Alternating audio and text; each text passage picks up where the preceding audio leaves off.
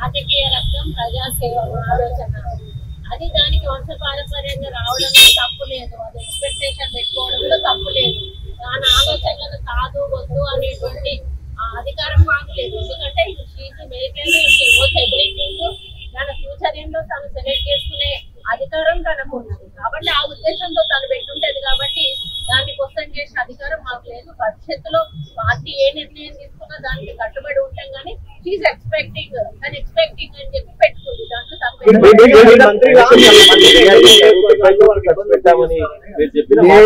వైశ్యులు అందరూ కూడా 10 ఏళ్ళ బట్టి అక్కడ వైశ్యులు ఇబ్బంది పడుతుండ్రు. అక్కడ వైశ్య సత్రం అనేది ఉంటది. దానికి నెలకు మరి 10 లక్షల రూపాయలు వస్తాయి.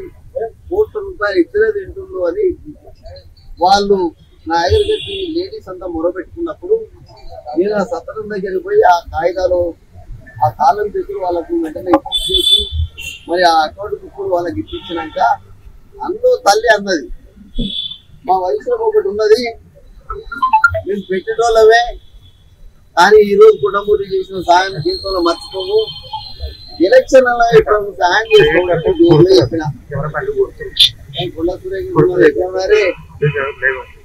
అది ఉంది. గోడౌన్ ఉంది. కొండమూరికి ఒకటే ఇల్లు ఉన్నది. వంతెన ఒక్కటే నంబర్ 1 ఇల్లు నాదే. అర్థమైంది కదా. అది కూడా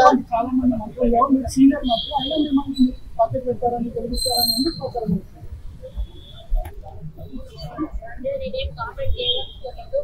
ఎందుకంటే నాకు ఇచ్చిన శాతం మీద నేను దృష్టి సారించి ఇక్కడ కూడా మన రూల్స్ స్టాండర్డ్స్ గా నేను వెళ్ళకుండా రూల్స్ ఫాలో అవుతూ నా డిపార్ట్మెంట్ తీసుకుపోతా ఉన్నాను. నా డిపార్ట్మెంట్ లో నేను ఒక మంచి పేరు తెచ్చుకోవాలనేటువంటి ఉద్దేశంతో పనిచేస్తా ఉన్నాను. మరి దానికి వేరే ఎవరైనా వక్రీకరించి దాన్ని కామెంట్ చేస్తే దానికి నేను బాధ్యురాలి గాను. నాకు మొత్తం నా డిపార్ట్మెంట్ లో ఉన్న ఫైల్స్ అన్ని కూడా పరిశీలించినా కూడా నో ప్రాబ్లం. నాకు ఎక్కడ కూడా డీవియేట్ అవ్వలేదు. నేను కరెక్ట్ గా ఒక మంచిగా చేయాల్సిన పనులన్నీ కూడా నేను చేస్తా ఉన్నాను. అంతే తప్పితే వేరే వాళ్ళు ఎవరైనా కామెంట్ చేస్తే దాని గురించి చెప్పండి. తెలంగాణ ఇన్ఛార్జ్ కావడం జరిగింది. మరి మేము చర్చించుకున్నంతా రేపు మీటింగ్ గురించి. మీటింగ్ ఎంతమంది వరంగల్ నుంచి జనం వస్తారు, ఈ కాన్ఫరెన్స్ ఎంతమంది జనం వస్తారు అని వారు అడగడం మొదటిసారి నేను కలిసింది. ఎందుకంటే మీ అందరికీ తెలుసు, నాకు గాంధీ భవన్కి వస్తే ఇన్ఛార్జ్ ఇస్తారు, పోయి ఇన్ఛార్జ్ ఇస్తారు కూడా కలవలే. కానీ మీనాక్షి అమ్మ వచ్చిన తర్వాత మొదటిసారి కలిసినా కాబట్టి నాకు బాగా సంతోషం అనిపించింది. వారు కూడా మేము చెప్పినంత వినడం జరిగింది. ఒకటే మాట చెప్తున్నా, కాంగ్రెస్ పార్టీని బతికించుకుంటున్న ఉద్దేశం. కాంగ్రెస్ పార్టీని బతికించి రాహుల్ గాంధీని ప్రధానమంత్రి చేయడం కొట్టబోతున్న ఉద్దేశం. ఈరోజు రేవంత్ రెడ్డి అన్నను ఇంకో 10 సంవత్సరాలు ముఖ్యమంత్రిని చూడడం నా ఉద్దేశం. అలాగే పిసిసి అధ్యక్షుడు ఈరోజు మహేష్ అన్న మరి పిసిసి అధ్యక్షుడు టీసీ గౌరవం బిడ్డ కాబట్టి ఆయన కంపల్సరీగా సపోర్ట్ చేస్తున్న బాధ్యత కాబట్టి ఆయన చేసుకుంటా మరి కంపల్సరీ చేస్తా.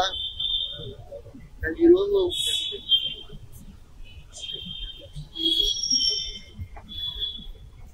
అలాగే మీరందరూ ఒకటే ఆలోచించండి,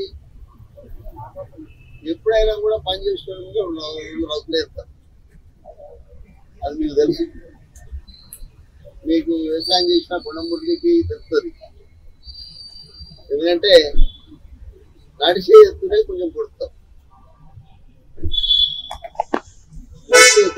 నడుస్తారు, నడవలేదు కొంచెం పక్కకు పెట్టి ఆయన మంచిగా కూర్చోరు. ఆయన అనుకుంటుంది పాపం నేను బాగా చూసుకుంటాను.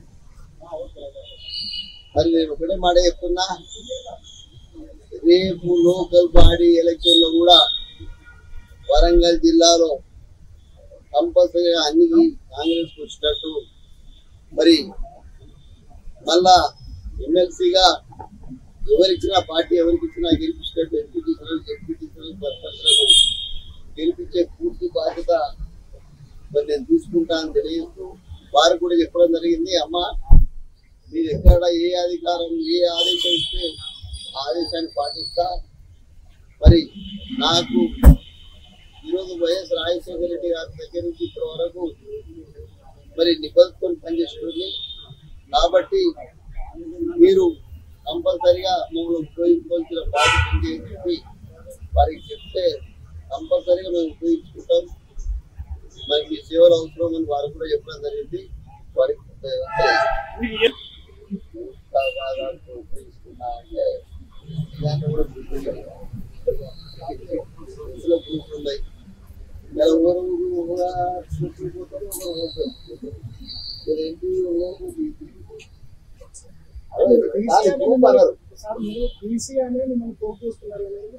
నేను ఈరోజు ఇప్పుడు కూడా చెప్తున్నా, ఎవరు భయపడలేదు. నేను బీసీ కార్డు పెట్టుకుని వస్తున్నా, ఇలా బీసీలకు న్యాయం చేస్తున్నా. రోజు 500 మందికి భోజనాలు పెట్టి మరీ వాళ్ళ సమస్యలు తీరుస్తున్నా.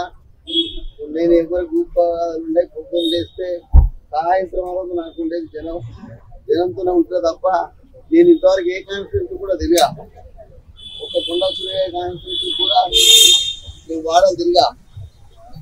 నేను కరెక్ట్గా క్యాంపస్లో ఇంట్లో కూర్చుంటా, నేను ఆర్గనైజేషన్ చేస్తా. ప్రతి ఒక్కరి పేరు కూడా గుర్తుపెట్టుకుంటా. ఏ ఏరియా కూర్చున్న వాళ్ళని గుర్తుపెట్టుకుని అడుగుతాం, మీరు పలానా ఏరియా కూర్చుంటారు. కాబట్టి అణగారిన వర్గాలు మరి ఎవరి దగ్గరకు వస్తాయి? బలవంతుల దగ్గరికి వస్తాయి. అరే మా బీసీ వాడు బలవంతుడు ఉన్నాడు, మరి ఆయన చెప్పుకుంటే పనులు అయితే మన దగ్గరికి వస్తాయి. అంతే తప్ప దాన్ని గ్రూప్లు అనే వాటిలో అనకండి. దయచేసి వాళ్ళ సమస్యలు తీర్చేందుకు నేను ముందు ఉంటున్నా కాబట్టి నేను దేనికి కూడా భయపడేది లేదు. ఇదివరకు కూడా ఇక్కడ ఇలా అనాథ వర్గ వాళ్ళకు ఇబ్బంది డాక్టర్ వైఎస్ రాజశేఖర రెడ్డి గారు మాకు ఒకటే మాట చెప్పింది, కారులో దిగుతా, గుండా సురేష్ కారులో దిగుతుంది, గుండా కృష్ణ పట్టు కారులో దిగుతుంది. ఎవరి ఆలోచనలు వాళ్ళకు ఉంటాయి, ఎవరి ఆలోచనలు వాళ్ళకు ఉంటాయి. ఆలోచనలు షేర్ చేసుకునే పద్ధతి మాకు ఉండదు. వారి ఆలోచన ఉంది, వారి మంత్రి పదవి ఉంది. ఈ ఫారెస్ట్ మాట్లాడినప్పుడు మా దగ్గర పోయి ఫారెస్ట్ లో కోయలకు గుర్తు కోయలకు న్యాయం చేయకుండా ఉండవని చెప్పదు కదా, కంపల్సరీ న్యాయం చేయాలని కూడా ఇది చెప్తున్నాం. అదే పద్ధతిలో ఎవరి ఆలోచన వాళ్ళకు ఉంటుందన్నా. ఇలా కుటుంబంలో అందరు కుటుంబాలకే చెప్పాల్సిన రూల్ లేదు. మా అన్న ఉన్నాడు, మరి మా అన్న చెప్పినట్టు మా అన్న కూడా మా కుటుంబంలో సత్యముఖారని మా కుటుంబంలో ఒక భాగం. ఆయనే మీటింగ్లోకి పోతాడు, మొదలు కూర్చుంటాడు. ఆయన ఈయనెవరు అని అడుగుతాడు. ఎందుకంటే ఎవరెవరు అనుకునేది సాయంత్రం వచ్చి మన అంతే తప్ప మరి మా పాప అనుకునేది నాకేం తెలుసు. లండన్ నుంచి వచ్చింది అసలు, నేను నిన్ననే వచ్చినా. మరి ఇంకా మా మనవరాలతో కూడా మాట్లాడలేదు.